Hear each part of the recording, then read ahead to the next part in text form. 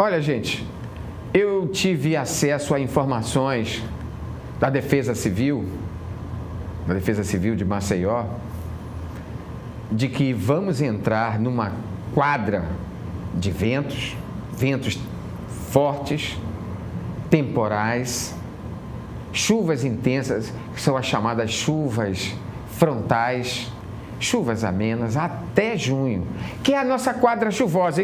Isso acontece todos os anos. Mas, particularmente neste momento, nós vivemos um clima de preocupação e que vai depender muito da gente.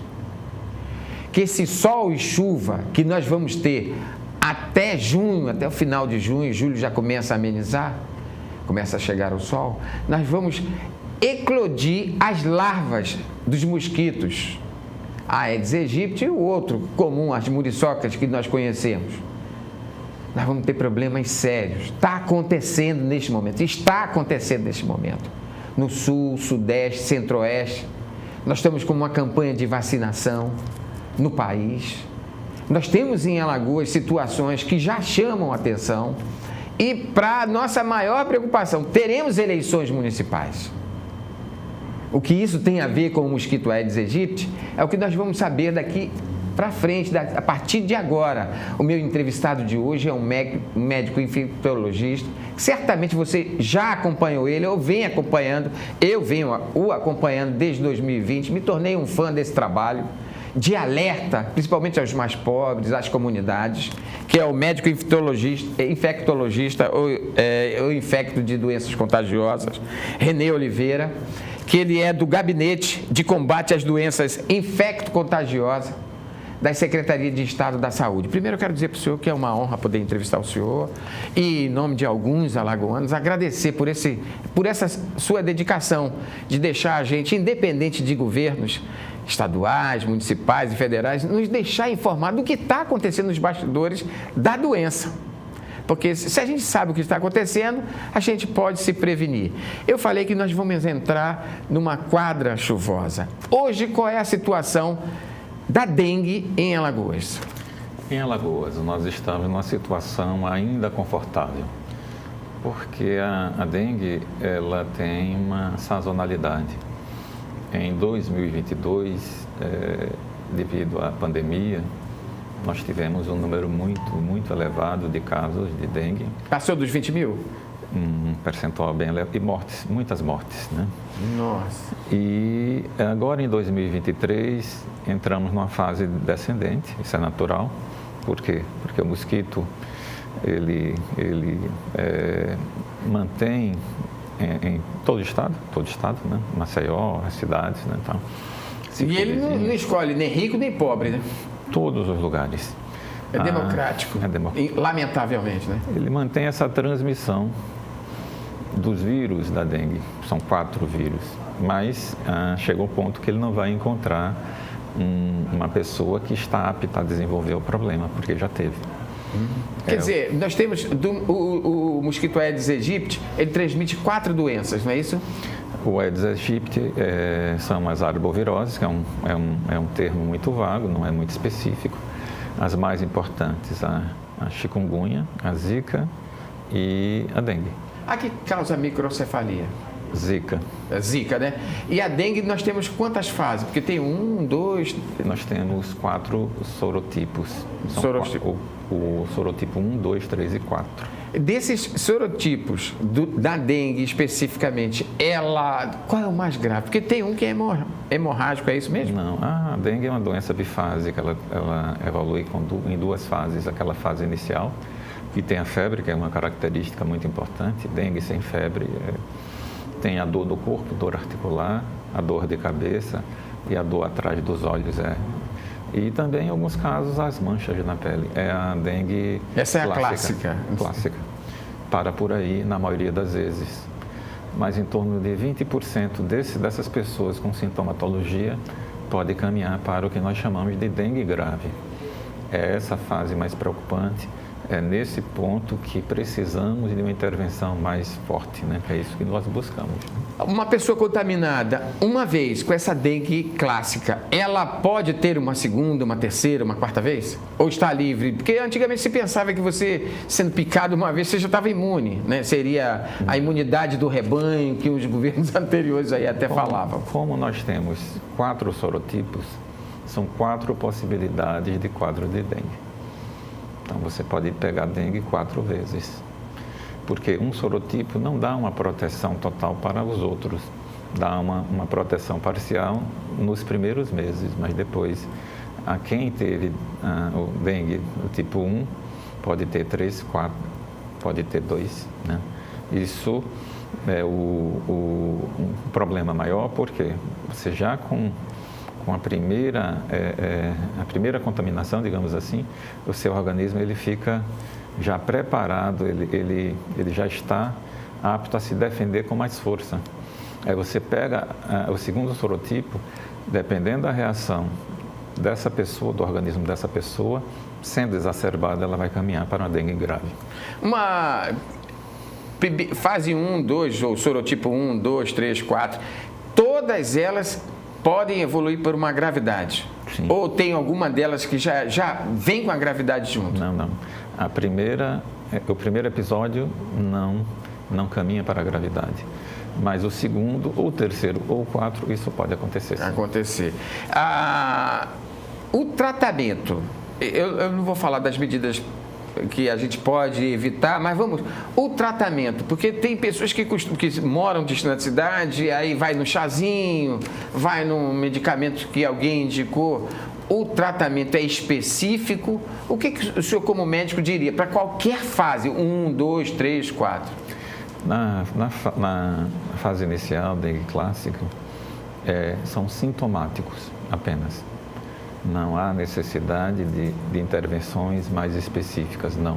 Mas ele precisa ir no posto. Se ele sentiu um desses sintomas, dores, febre, precisa... Muito importante, porque a orientação da equipe de saúde, que engloba enfermeiro, engloba o agente de saúde, engloba o médico, é muito importante para o acompanhamento desse paciente.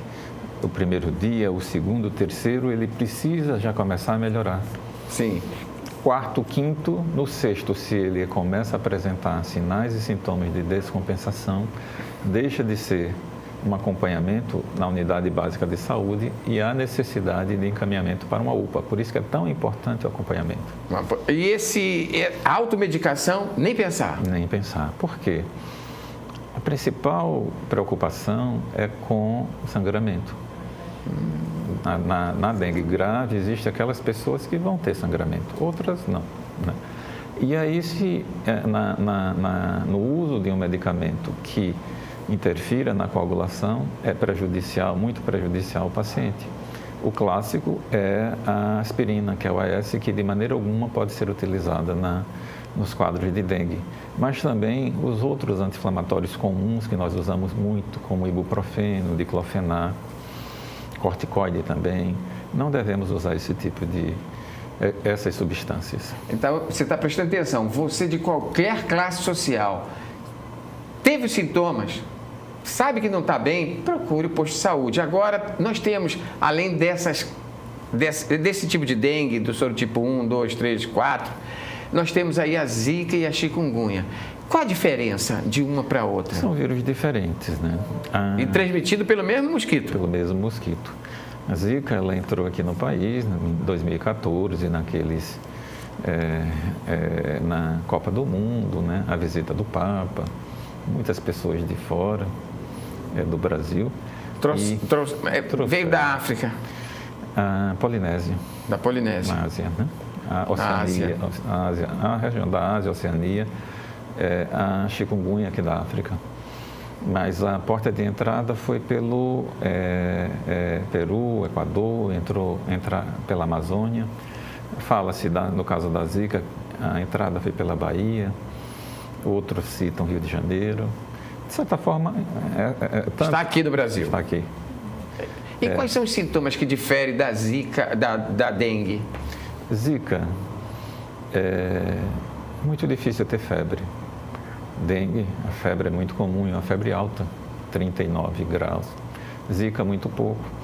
Mas Zika, você tem uma característica muito marcante, que é a questão do prurido e das manchas no corpo, que pode acontecer na dengue. São aquelas placas, né? Placas. Pode acontecer na dengue, mas é muito, muito, muito raro. Não é comum, né? E no caso da Zika, ela é uma doença que acomete apenas uma vez. Não há uma recaída. Agora, no caso das mulheres, Pernambuco acho que foi pioneiro em descobrir isso. No caso das mulheres, a Zika, as mulheres grávidas, ela provocou danos gravíssimos aos bebês, informação. Isso ainda continua? Já há um controle disso? Ou as grávidas é que correm mais risco ainda no país? Ainda existe essa preocupação. As grávidas, elas precisam ter esse cuidado. Nós temos casos registrados de microcefalia em Alagoas? Do passado, muitos casos, né? Porque foi um choque, não tínhamos esse conhecimento, e a partir do momento que as crianças começaram a nascer, foi que a atenção foi acionada, a preocupação com essas coisas, com esse evento, um evento chocante, de certa forma, né, para a comunidade de uma forma geral. Mas já temos esse conhecimento e, mais uma vez, a prevenção é que é o indicado. Nós não temos como controlar, debelar o vírus da Zika, não temos como. Para as grávidas, há uma política, não sei se estadual, dos municípios, dos 102 municípios, já que é tripartite, né?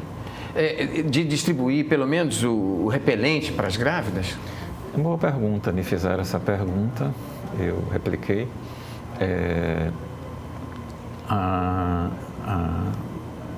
Dentro do SUS e dentro do que é preconizado para o pré-natal, sim. Quer dizer, existe a indicação da dispensação do repelente. Quer dizer, é doado para elas o repelente? Sim. Atenção, você que conhece alguém que está grávida, nesse momento que vai vir um período de chuvas, nós vamos ter a multiplicação dos mosquitos transmissores da dengue, chikungunya, zika. As pessoas podem ter acesso gratuitamente aos repelentes, principalmente as grávidas. Como, doutor? Nas unidades básicas, tá, que realizam o pré-natal. A grávida, ela precisa cobrar, porque é algo que, desde 2014, desde com o desenvolvimento da epidemia de Zika, que isso já está estabelecido. Está dentro de uma política, tem que estar disponível para ela. Cardina, DET, mas sim. E é bom até frisar essa questão, que o repelente é uma prevenção, e essa prevenção, ela, além da grávida, temos de levar em consideração as crianças pequenas. Nós falamos agora, estamos falando da Zika. E a chikungunya? Qual a diferença da chikungunya para Zika e para dengue? Chikungunya é uma doença antiga, que chegou no Brasil também, mais ou menos nesse período, 2015, né? E se estabeleceu e não mais quer ir embora, porque encontrou os meios propícios, né? Você tem os pacientes, né? As pessoas suscetíveis, e você tem um transmissor maravilhoso que é o Aedes, né? E aí esse casamento foi perfeito para a doença em si, péssimo para a nossa sociedade. A sintomatologia da chikungunya é dor. É que todo mundo reclama, estou com dor nas articulações, nos ossos, nos olhos. Mimetiza muito dengue, só que com algumas diferenças, por exemplo, dor retroorbitária atrás dos olhos, não. A febre, no caso da chikungunya, não é tão alta como na dengue. E o tempo, né?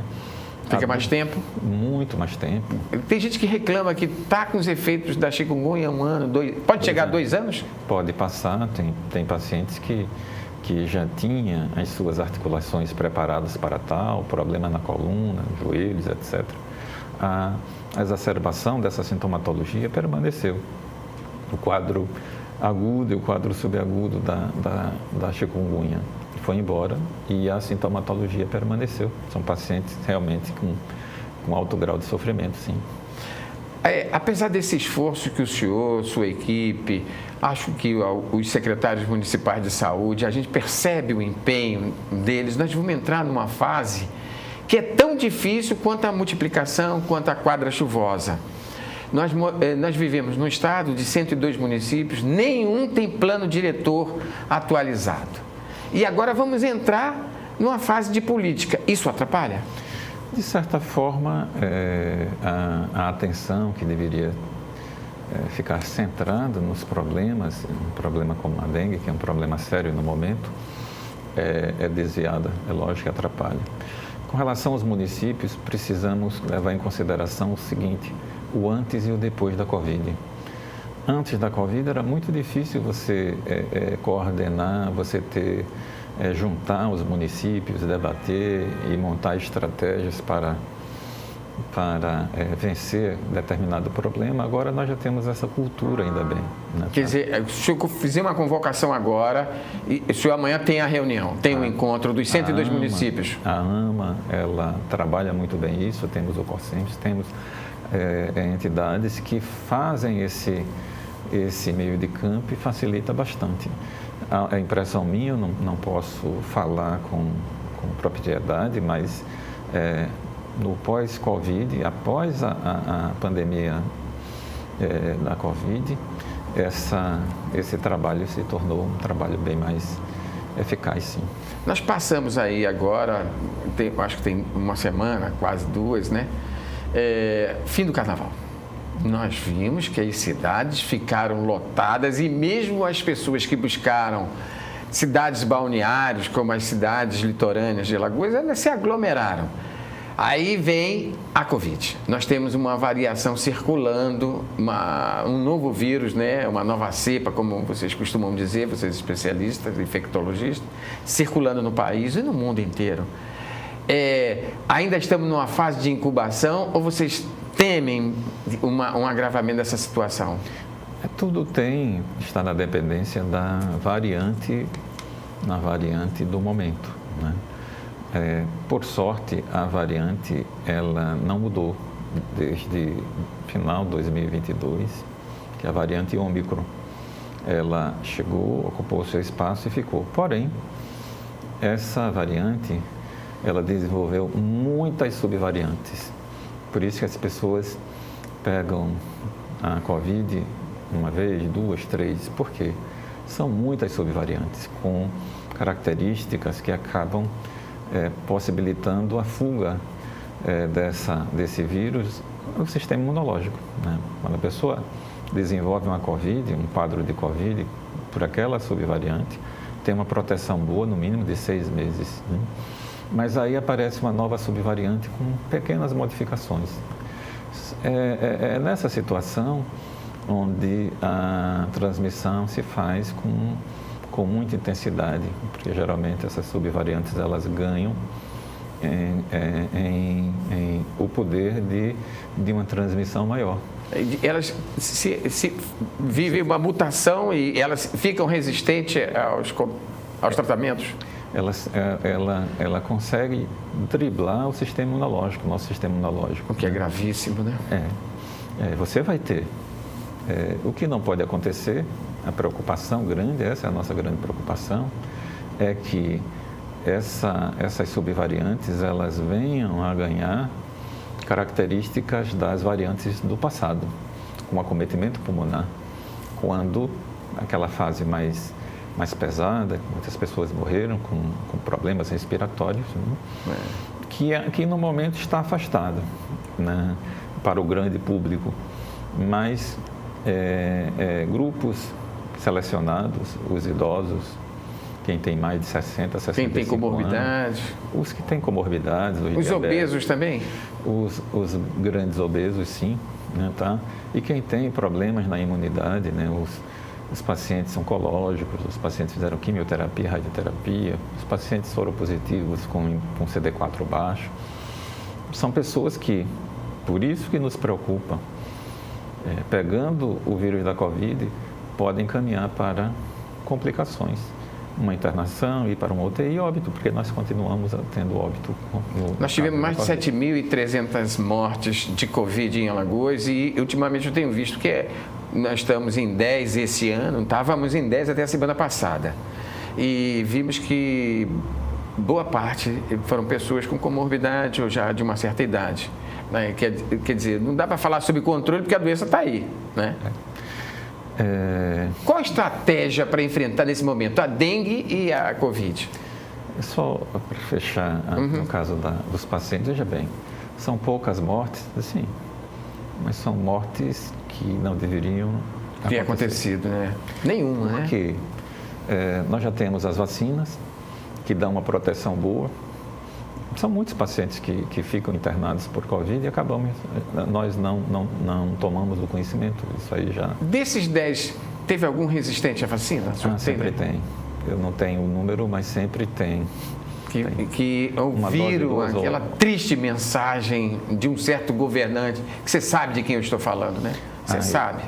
Aí, nessa situação, o organismo fica desprotegido e piora. Mas a variante Ômicron, ela tem essa vantagem, ela não acomete muito pulmão. Sim. Ela acomete trato respiratório superior. Por isso que as pessoas, muitas pessoas gripadas, né, confundem a gripe, né? A gripe era a Covid. Né? Falta o respeito com o próximo. Aglomeram com quadro gripal em atividade, né? Não se cuidam do ponto de vista de usar uma máscara, que é algo bem básico. Se você está com quadro gripal, tem alguém dentro de casa assim, ao sair, usa uma máscara. A higienização das mãos, ou seja, as medidas não farmacológicas que falamos tanto. E não aglomerar, que foi exatamente o contrário do que aconteceu no Carnaval. Eu fico imaginando vocês da área de saúde, infectologistas, que viram aquilo no Carnaval, devem ter ficado apavorados, não? A sorte é que principalmente no nosso estado, essa subvariante, ela apareceu no final de novembro, ganhou o pico no final de dezembro, começo de janeiro, e no Carnaval já estava na descendente. Graças a Deus. E passamos esses últimos 10 dias aguardando para ver o que vai acontecer e está tranquilo. Diferente de São Paulo, onde lá houve um aumento assim, muito, muito grande. Mais de 100% em alguns estados do Sudeste, né? Tivemos registro de os hospitais voltaram a ter filas e procura bem elevada. Aqui nós estamos ainda numa situação confortável também. E tomara que continue assim, mas tudo depende da gente. Nós vamos entrar agora numa quadra chuvosa. E tem, além de dengue, nós temos a Covid também, que está circulando, está nos 102 municípios, mas nós temos outras doenças como a leptospirose, porque nós vamos vir um período de cheias, de água transbordando. Vocês, nesse momento, estão pensando em ter uma discussão com os órgãos para montar uma estratégia para essa quadra chuvosa? Ou vai esperar um pouco mais? Não. Vamos esperar um pouco mais. Como já está bem determinado quais são as patologias que estamos aguardando, leptospirose sempre encabeça a lista, né? Não temos como. E não é só o interior, Maceió está dentro desse topo também, né? Não temos como, por quê? Essa coisa da mudança climática, o clima ficou realmente diferente, né? Nós temos uma concentração de chuvas em determinado local, num tempo muito rápido, com alagamento, né? Nossa situação do ponto de vista de drenagem é muito ruim, que é algo que já vem de muitos anos. Nos 102 municípios, e não é num lugar só, né? Nos 102 municípios, não estou poupando nem a capital. E temos os nossos rios também, que lá de Pernambuco, que descem em direção às nossas lagoas e ao mar, ao oceano, que vez ou outra transbordamento. Onde entra a questão da leptospirose. A bactéria que causa a leptospirose, ela pode permanecer no solo por mais de 6 meses, quase um ano. quase um ano. Né? Tá. Esse detalhe é interessante. Você que pensa que depois que a chuva baixou, acabou, não. Ela pode ficar por mais 6 meses naquela área onde a gente mora. E ela fica aguardando a possibilidade de... A chuva de novo, novas águas e... E com esse tempo maluco, a tendência, pelo menos é a minha opinião, observando essa situação dos últimos anos, é piorar, sim. Por isso que temos de aumentar, intensificar a educação da nossa população. O como o nosso trabalhador, temos de levar isso em consideração, como aquela pessoa que está dentro de uma situação de perigo, dentro de águas das chuvas contaminadas, deve proceder. A gente já sabe como fazer isso, né?